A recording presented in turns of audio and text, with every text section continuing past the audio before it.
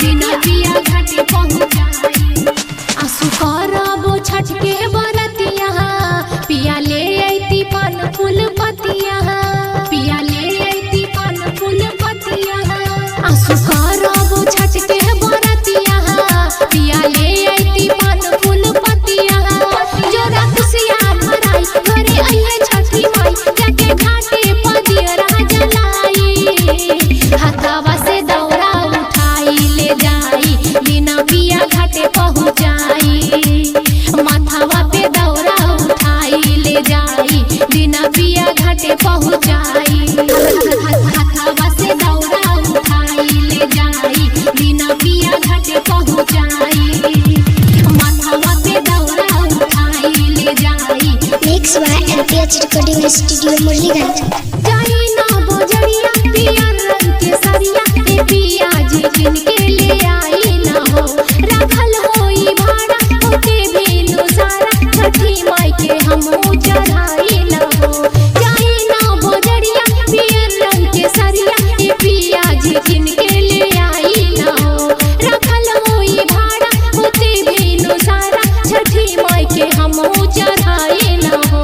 चढ़ाई ना तनी से बुआ अनारस ले आई हम अंगना में दौरा सजाइबो। करब माई के पूजाई दोरा बाजा बजवाइब संगे घाटे पर हमरा हुआ जाइबो।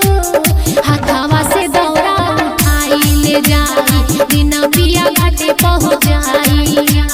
माथावा पे दौरा उठाई ले जाई बिना पिया घाटे पहुँचाई।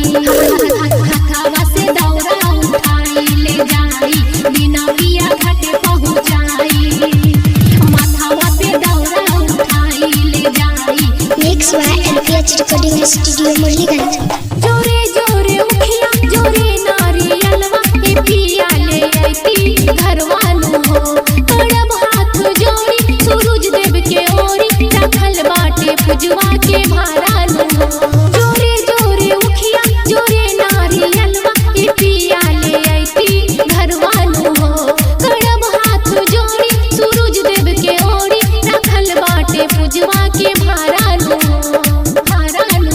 रवा हाथे से दे हम अरगिया असु जागल बा मोर पिया भगिया।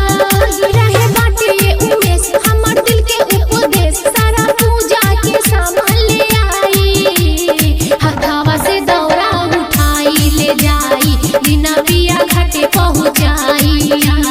माथावा पे दौरा उठाई ले जाई बिना पिया घाटे पहुँचाई। Presented by Lalit Premi Maithili।